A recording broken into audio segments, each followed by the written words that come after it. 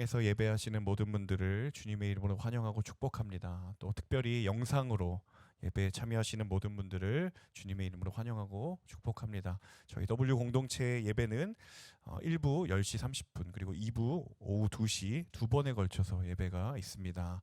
그리고 카카오톡, 인스타그램을 통해서도 공동체 소식과 공동체에 관련된 많은 정보들을 얻으실 수 있습니다.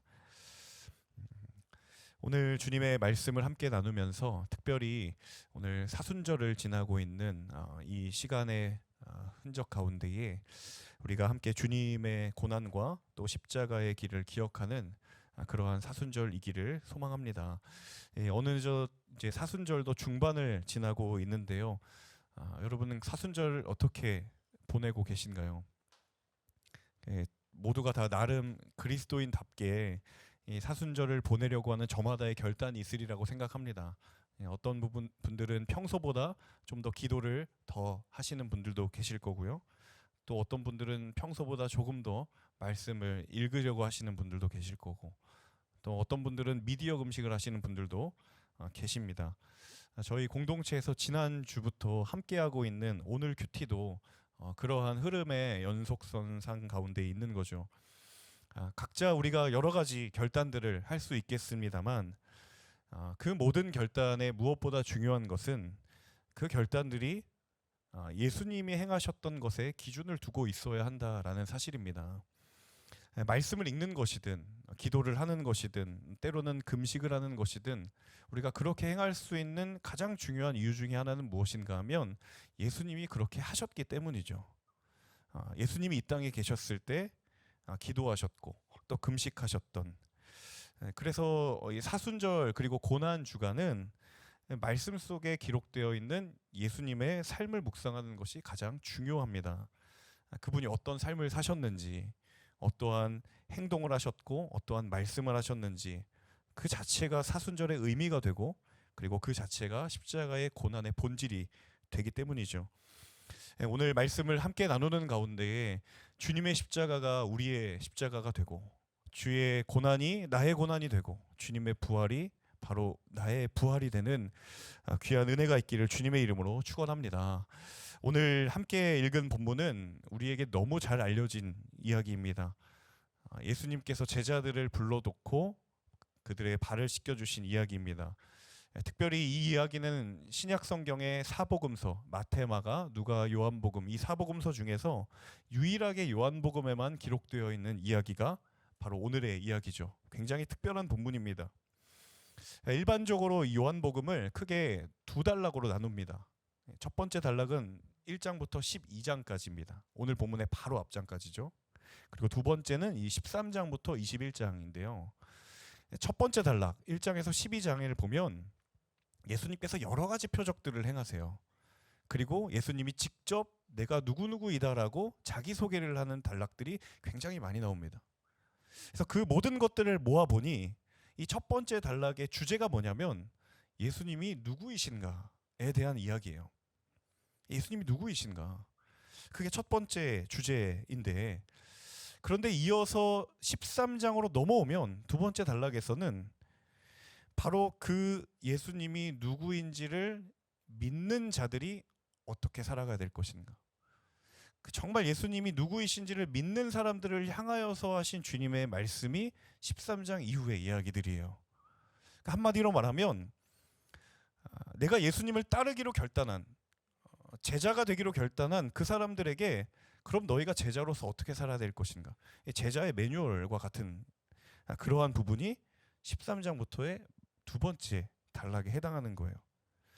자, 그런데 예수님을 따르고자 결단했던, 내가 주님을 따라서 살기로 결심했던, 삶을 들였던 이들에게 가장 먼저 주님이 하신 말씀이 무엇인가 하면 말이 아니라 발을 씻겨주신 행위였다라는 거예요. 여러분, 그 회사에 처음 입사하면 보통 뭐 받으세요? 교육 받잖아요. 교육. 이제 어떻게 회사 다녀야 되는지, 여기서 중요한 게 뭐고, 그리고 이제 특히 사수를 만나서 회사 생활에 대한 가이드를 받잖아요. 대부분 그 교육이 뭘로 이루어집니까? 말로 이루어지죠. 뭐 저 사람은 조심해야 된다. 가까이 가면 안 된다. 저 사람은 친하게 지내도 된다. 뭐 여러 가지 것들을 우리가 말을 통해서 교육을 받는데 주님의 가르침이 너무도 신선했던 것이 뭐냐면 주님은 말부터 하시는 게 아니라 행함으로 먼저 보여주셨다라는 거예요. 그러니까 너희들이 나를 따르겠느냐? 너희들이 주님이 누구이신지를 믿고 그 말씀대로 살아가겠다라고 결정한 그 사람들에게 가장 먼저 하셨던 행위는 뭐냐면 다 모아서 가르쳤던 게 아니라 발을 먼저 주셨던 행위였다라는 거예요. 사랑의 수고를 먼저 하셨다라는 거죠. 그 부분이 참 우리의 생각을 뛰어넘는 정말 신선한 주님의 방법이었던 거예요. 자, 오늘 1절 말씀에 상반절만 먼저 같이 읽어보면 좋을 것 같습니다. 1절 말씀 함께 읽습니다. 시작. 유월절 전에 예수께서는 이 세상을 떠나 아버지께로 가실 때가 됐다는 것을 알고 계셨습니다. 사실은 1절 한 구절만 가지고 설명해도 오늘 설교가 충분합니다. 그만큼 13장 전체에서 1절은 너무너무 중요하고 그리고 요한복음 전체를 놓고 봐도 이 13장 1절은 매우 중요한 구절 가운데 하나죠.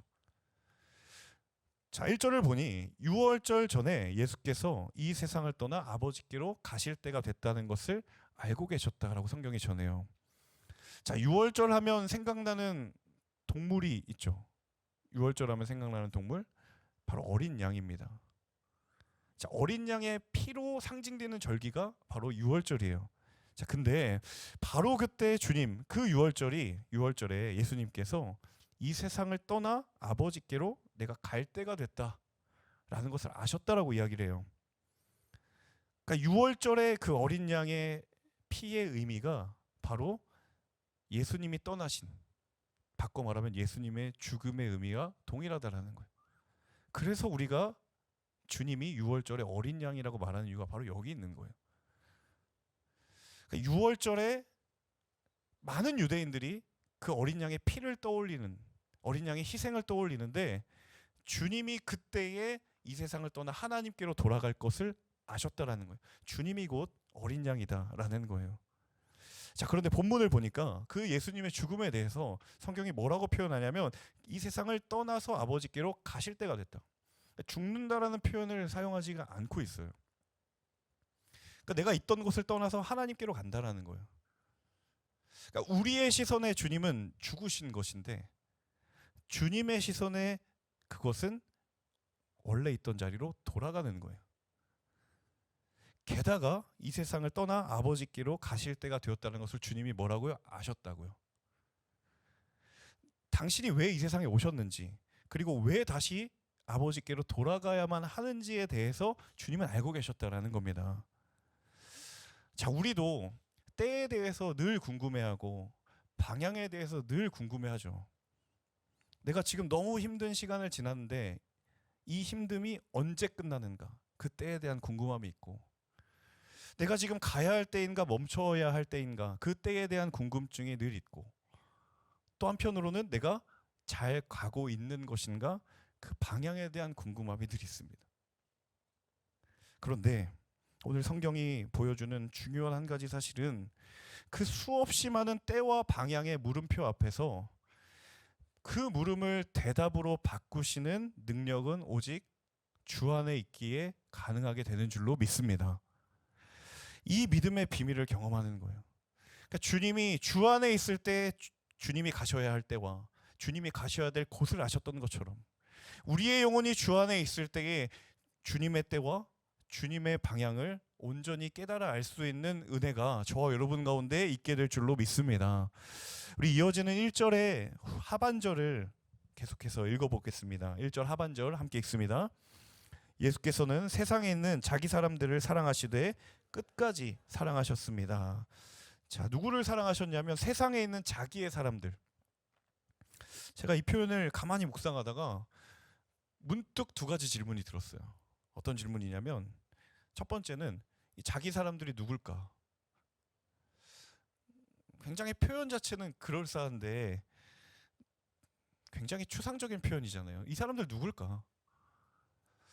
혹시 예수님의 파벌이 있었던 걸까?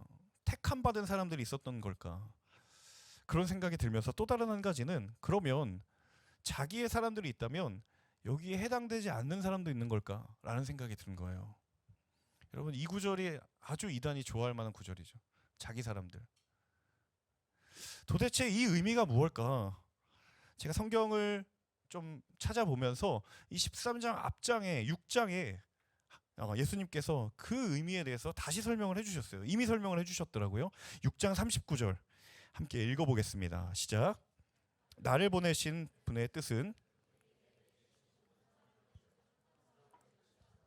마지막 날에 그들을 다시 살리는 것이다.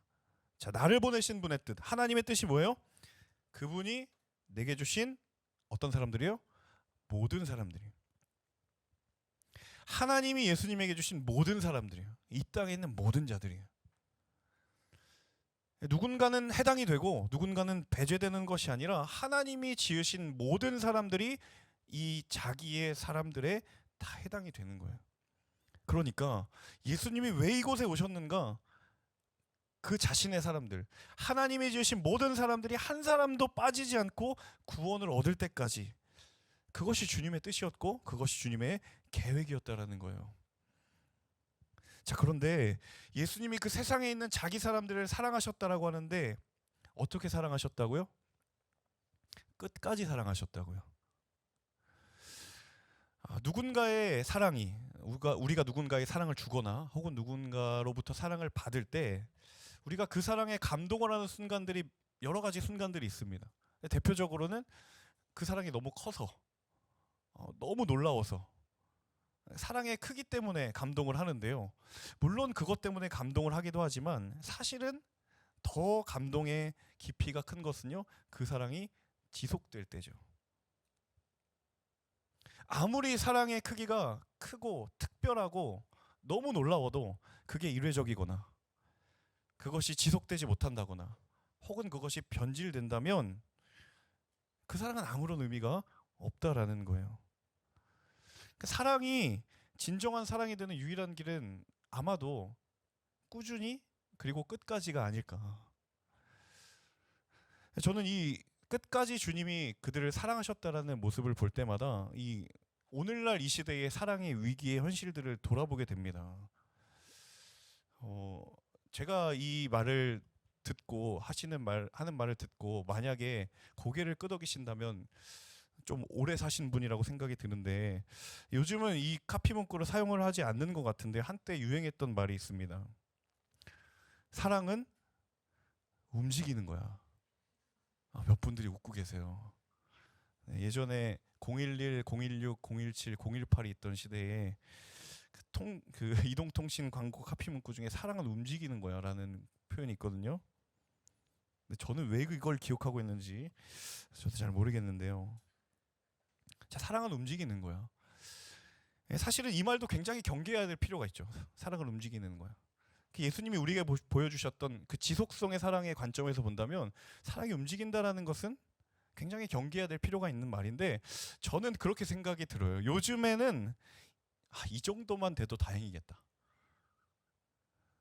시대가 점점 악해져서 이제는 뭐라고까지 이야기하냐면 사랑은 자유로운 거야. 얽매이지 않는 거야. 라고 말할 정도까지 오지 않았나. 점점 시대가 사랑이라는 개념과 주님이 우리에게 보셨던 이 끝까지 사랑한다라는 표현이 너무도 어울리지 않는 시대가 되었어요. 심지어는 어울릴 수 없다라고 말하는 시대가 되어버렸다라는 거예요. 그러니까 주님이 당신의 사람들을 사랑하는 방식은 이 세상과는 지금 맞지 않는 시대가 되어버렸고, 세상은 그렇게 우리를 미혹하고 넘어뜨린다라는 거예요. 근데 여러분, 그 기다림의 시간 없이 사랑의 열매가 거두어지는 그런 사랑이 과연 어디 있습니까? 끝까지 사랑하지 않고서 주님의 사랑을 안다고 과연 말할 수 있겠냐라는 거예요. 사랑하는 여러분, 저와 여러분의 가정에 그 사랑의 흔적에 다함이 없기를 주님의 이름으로 축원합니다.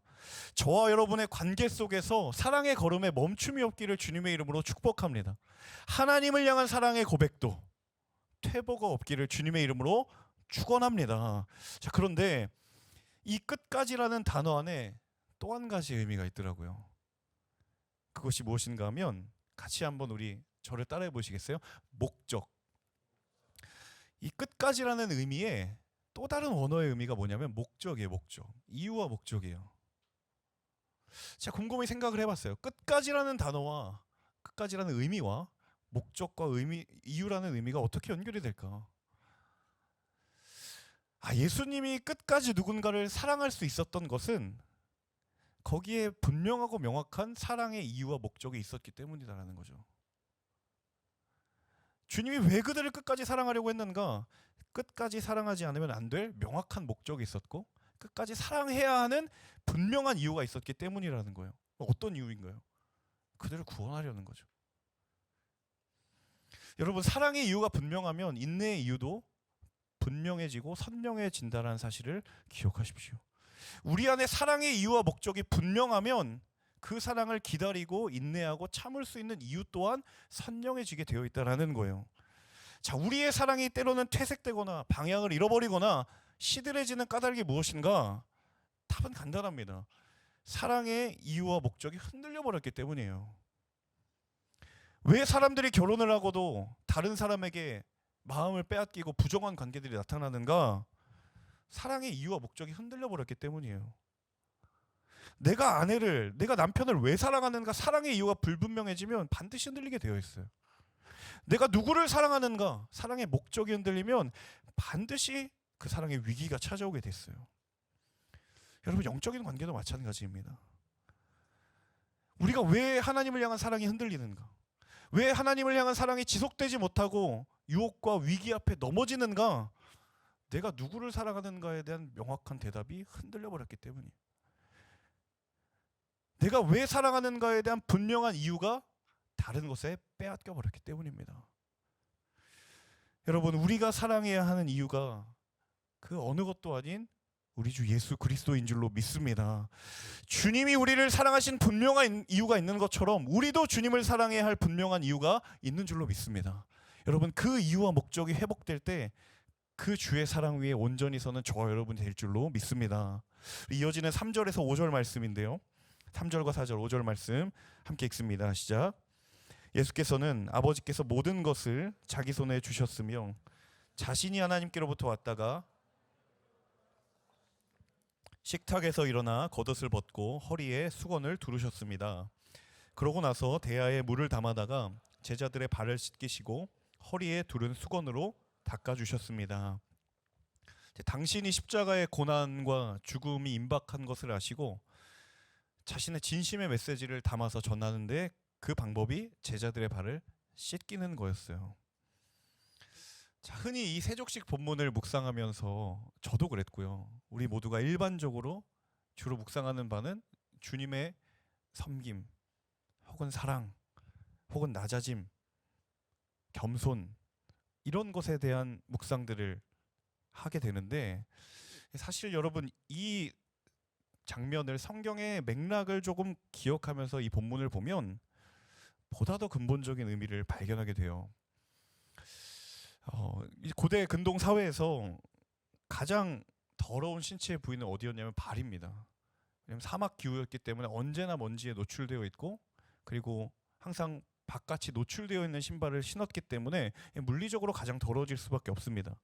자, 문제는 유대인들이 이 발이 더러워졌다라는 것이 단순하게 그냥 씻어야 되는 더러움이다라는 의미가 아니었다라는 거예요. 늘 그들은 이 더러움에 뭐가 더해졌냐면 영적인 의미가 더해졌어요. 왜냐하면 그들에게는 율법 안에 정결에 대한 규정이 있기 때문이죠. 자, 출애굽기 30장 19절에서 21절을 같이 읽어보겠습니다. 시작. 아론과 그의 아들들이 그 물에 손발을 씻을 것이다.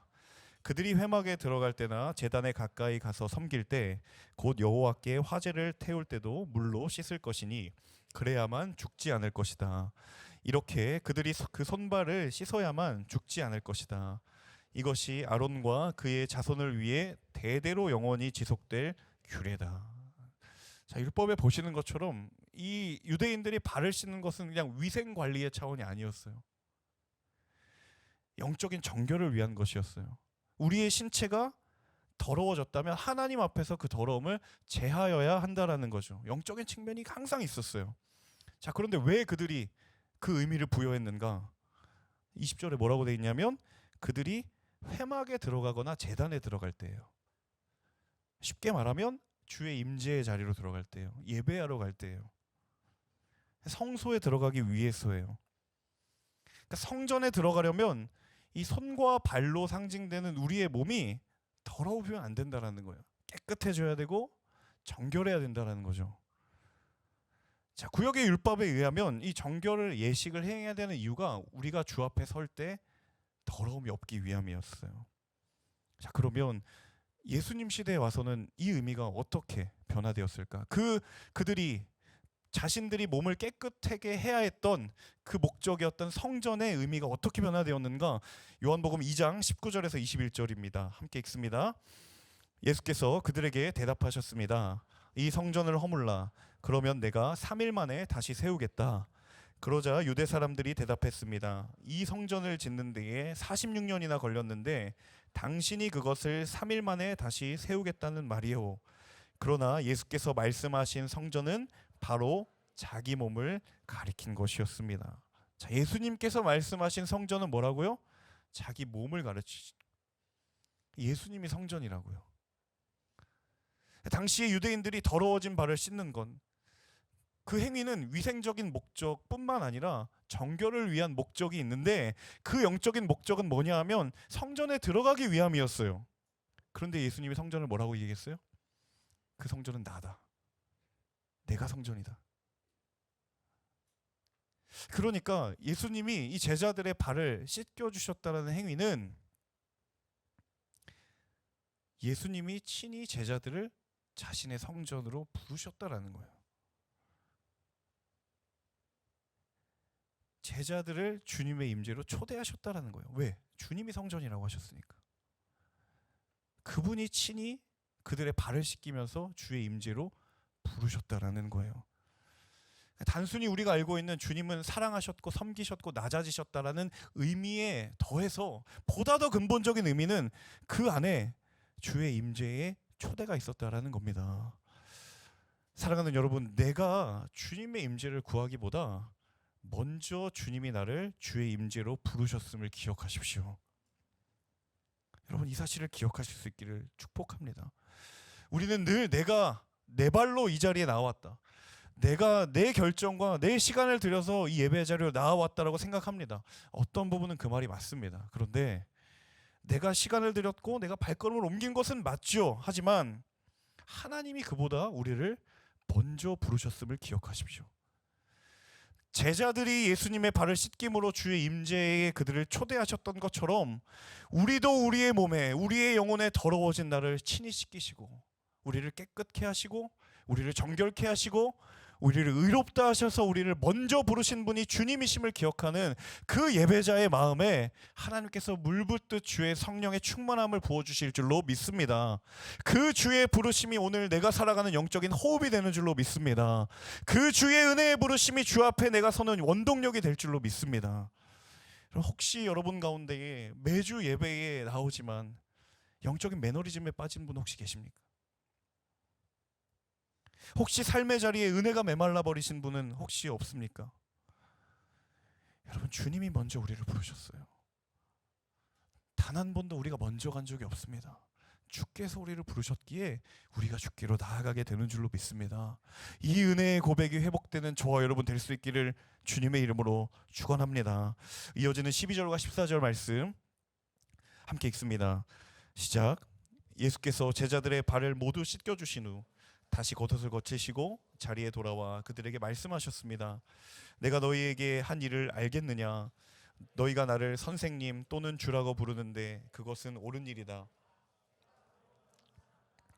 주이며 선생님인 내가 너희 발을 씻겨 주었으니 너희도 서로 남의 발을 씻겨 주어야 한다. 예수님이 제자들의 발을 다 씻겨 주시고 나서 제자들에게 한 가지 주문을 하시죠. 내가 너희의 발을 씻겨 주었으니 너희도 씻어 주어야 한다. 맨 처음에 주님의 초대는 주님이 그들의 발을 씻기심으로 그 초대가 이루어졌습니다. 그런데 주님은 거기에 머무를 수 없다라는 거예요. 너희가 나를 주님이라고 선생님이라고 부르는데 그러면 그 주님이 너희에게 하는 말을 당연히 들어야 되는 것이 마땅하지 않겠느냐. 자, 그래서 주님의 사랑에는 언제나 늘 영적인 선순환이 반드시 있게 되어 있습니다. 어떠한 선순환인가? 은혜와 부르심의 선순환이 일어나게 되어 있어요. 예수님이 내게 행하신 사랑에는 위로가 있습니다. 주님이 내 발을 씻기신 것에는 은혜가 있습니다. 그런데 거기에는 또한 무엇이냐면 부르심이 있습니다. 왜냐하면 주님이 자신의 몸을 가리켜서 성전이라고 하셨잖아요. 그런데 말씀은 너희는 너희가 하나님의 성전인 것과 하나님의 성령이 너희 안에 계신 줄을 알지 못하느냐. 우리가 성전이라고 이야기를 하는 거예요. 주님이 성전이라고 말씀하셨지만 그 은혜를 힘입어 주님의 임재 앞으로 나아온 자들은 그들도 성전이 된다는 거예요. 언제나 이 영적인 선순환이 있어요. 주님의 몸이 하나님의 임재가 있는 성전이기도 하지만 이제는 우리의 몸도 하나님의 임재가 있는 주의 성전이 되어야 한다고 우리를 부르시는 거예요. 그래서 주님의 사랑은 은혜와 사랑도 있지만 또한 사명과 부르심도 있다라는 거예요. 여러분의 영적인 선순환에는 어려움이 없으십니까? 막힘이 없으세요? 주님 내 발 씻겨주시는 건 좋은데 내가 누군가의 발을 씻겨주는 것에는 여전히 부담스럽게 느껴지시진 않습니까? 또 반대로 사명과 부르심에는 몰두하는데 그 사명과 부르심에 사랑으로 채워지지 못한 채 어느덧 그것마저도 일로 전락해버린 것은 아닌지, 여러분 다시 주님의 사랑의 자리에서 이 건강한 영적인 선순환이 일어나는 저와 여러분 모두가 되실 수 있기를 주님의 이름으로 축원합니다. 오늘 이 말씀을 제가 묵상하면서 저에게도 너무 익숙한 본문이었기 때문에 아이러니하게도 더 어렵게 느껴졌었어요. 제가 말씀을 묵상하면서 주님이 이 제자들의 발을 씻겨주시면서 도대체 뭐라고 하셨을지 너무 궁금한 거예요. 근데 제 마음을 아는지 모르는지 요한복음은 그냥 발 씻고 닦아줬다 끝. 그게 다예요. 분명히 11명이면 한 사람당 5분만 잡아도 50분인데 무슨 얘기를 하셨을까? 분명히 오늘 본문에도 보시면 베드로가 발 씻기다가 발 빼고선 저 몸도 씻어달라고 막 이런 얘기를 했는데 그 옆에 있던 사람들이 웅성웅성거리면서 여러 가지 이야기들을 하지 않았을까? 도대체 무슨 이야기를 하셨을까? 그런 영적인 상상력을 동원하며 묵상하는 가운데 하나님이 제게 주신 강력하고 선명한 한 가지의 단어가 무엇이었냐면, 하나의 이야기가 무엇이었냐면 바로 오늘의 말씀의 제목입니다. 너는 나의 전부다. 내가 나의 전부가 아니었다면 나는 이 고통과 이 죽음을 선택하지 않았다. 내가 기꺼이 가장 낮은 곳으로 내려가기를 선택했던 것은 너가 나의 전부이기 때문이다. 주님이 한 사람 한 사람의 발을 씻기면서 그 고백으로 낮아지셨고, 너가 나의 전부이기 때문에 내가 너를 성전된 곳으로 초대한다. 여러분, 이 주의 음성을 향한 은혜의 회복이 우리의 인생의 가운데에 다시 세워지기를 주님의 이름으로 축원합니다. 여러분, 하나님이 우리를 향하여 너가 나의 전부라고 말씀하십니다. 하나님 이제 우리의 고백도 주님을 향하여 드려지기를 원합니다. 주님이 나를 전부라고 여기셨다면 나도 주님 내 인생의 전부라고 말할 수 있는 그 믿음의 고백이 다시 한번 나의 삶 가운데 일어나기를 원합니다. 주님을 향하여 고백되기를 원합니다. 단 한 번도 나는 주님을 전부라고 여긴 적 없습니다. 주님을 반쪽으로 여겼을지언정 주님을 전부라고 말한 적은 저는 단 한 번도 없습니다. 하지만 그럼에도 불구하고 하나님은 우리를 초대하십니다. 그래도 괜찮으니 다시 그 고백 위에 우리의 믿음을 두기를 원합니다. 이 사순절에 그리고 이 고난의 주간에 우리가 주님의 고난에 동참하는 것은 무엇인가? 너는 나의 전부라고 여기는 그 주의 음성 앞에 네 주님, 제가 주님의 전부입니다. 그러기에 저도 하나님의 전부가 되었으니 주님 당신이 나의 전부이십니다. 그 고백이 우리의 삶 가운데 온전히 회복되는 하나님의 사람들 모두가 되시기를 주님의 이름으로 축원합니다. 우리 이 시간 함께 이 찬양에 우리의 고백을 드리기를 원합니다. 하나님, 그 주의 그늘 아래 우리가 나아가 우리의 연약함도 우리의 죄악도 우리의 허물도 다 내려놓고 우리를 자유케 하시고 우리를 회복케 하시는 그 사랑 앞에 우리가 다시 한번 나아가 네 주님, 주님이 내 삶의 전부이십니다라고 말할 수 있는 그 고백이 회복되게 하여 주옵소서. 우리 이 시간 이 찬양의 고백 가운데 우리의 믿음의 고백을 드리며 함께 찬양하고 기도하겠습니다.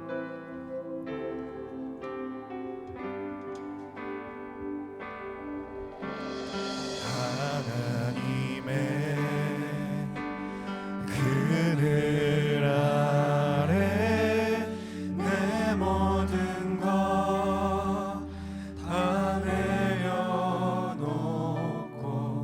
나 잠잠히 주를 묵상하네. 그 놀라우신 은혜를 끝이 주의 사랑 강물 되어 흘러 내 영혼에 자유함 주시네. 날 새롭게 하시네.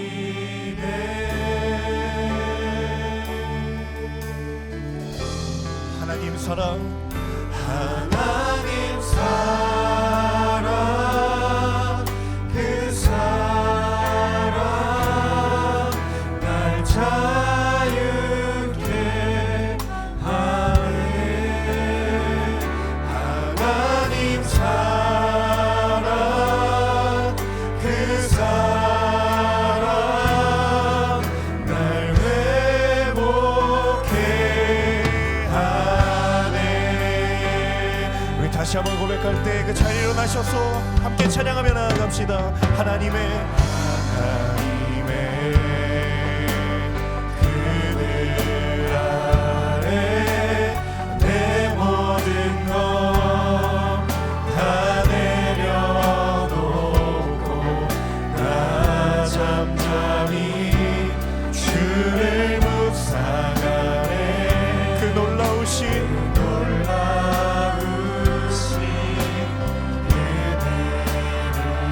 끝이 없는 주의 사랑,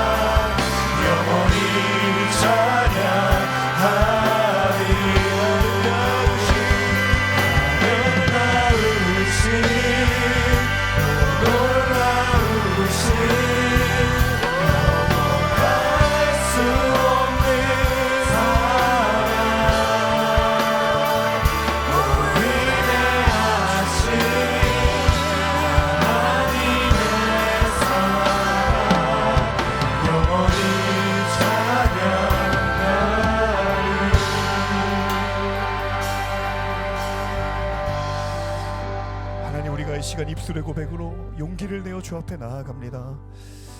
주님, 우리의 삶의 모난 자리들, 우리의 삶에 내가 의도하지 않았던 수많은 상처들, 하나님 이 시간 그 우리의 정직한 고백으로 주 앞에 나아가기를 원합니다.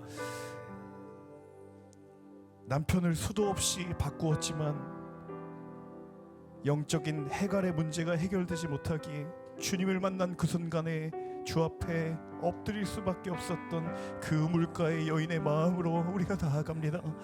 하나님, 관계의 어려움 가운데 있는 자들, 과거의 원가정의 상처로부터 자유롭지 못한 자들, 진로의 문제와 또 여러 가지 상황들과 건강의 문제와 인생에 내가 내 손으로 해결할 수 없어 보일 것처럼 보이는 모든 것들을 이 시간 주의 사랑을 의지하며 이 시간 함께 기도하기를 원합니다. 사랑하는 주님, 우리가 입술을 열어 정직하게 고백할 때에 그 상처를 온전케 하시는 주의 사랑을 힘입어 나아가기를 원합니다.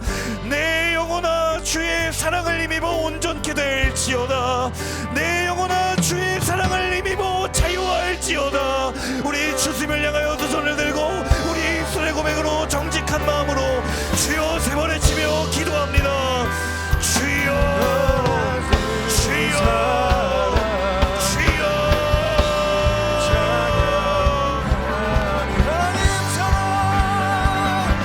하나님 사랑 그 사랑 날 자유케 하네. 하나님 사랑 그 사랑 날 회복해 하나님 놀라운 사랑 그 사랑 우리 주를 자유케 하나님 주의 사랑을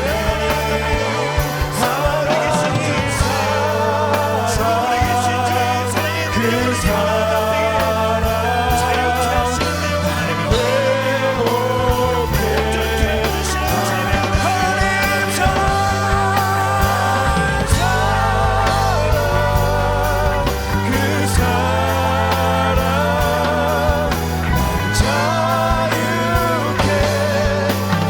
자유케 하네.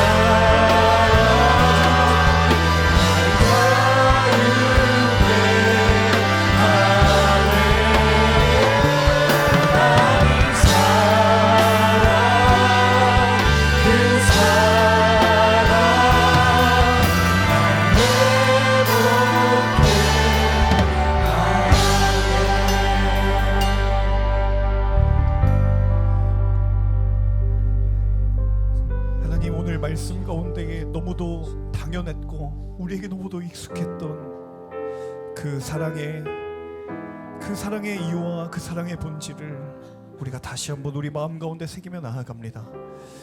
하나님, 우리가 주를 사랑한다라고 이야기하지만 그 고백이 얼마나 허울뿐인 고백이고 그 고백이 얼마나 연약한 고백인지 하나님 누구보다 저 잘 아심에도 불구하고, 그럼에도 불구하고 그 고백 위에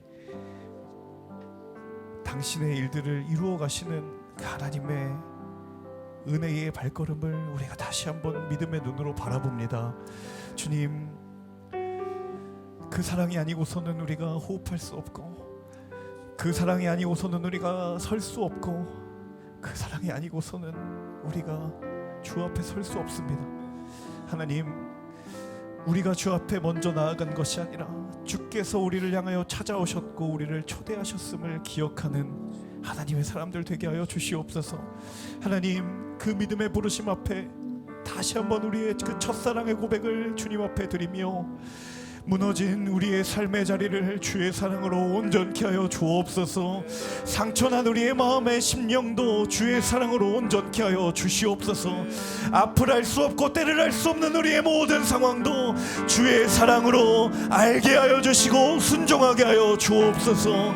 하나님, 하나님의 사람들 한 사람 한 사람이 세상 가운데 나아가 그 사랑 붙들고 치열하게 믿음의 선한 싸움을 싸울 때에 하나님, 주의 넘치는 사랑으로 각 사람의 믿음의 자리 위에 부어주셔서 그 믿음의 걸음에 외롭지 않게 하여 주시고, 그 믿음의 자리가 어렵지 않게 하여 주시고, 그 믿음의 자리가 넘어짐이 아니라 주를 향한 영광의 자리 되게 하여 주시옵소서. 하나님의 아들들, 하나님의 딸들이 주 앞에 부르짖는 그 모든 기도의 제목들이 하나님의 마음을 움직이고 그 기도의 열매가 되고 그 기도의 감사의 고백이 되는 거룩한 믿음의 발걸음을 걸어가게 하여 주옵소서. 그렇게 행하실 주님의 이름을 찬양하고 높여드립니다. 이 모든 말씀 예수님의 이름으로 기도합니다. 아멘. 우리 하나님께 감사와 영광의 박수 올려드리겠습니다.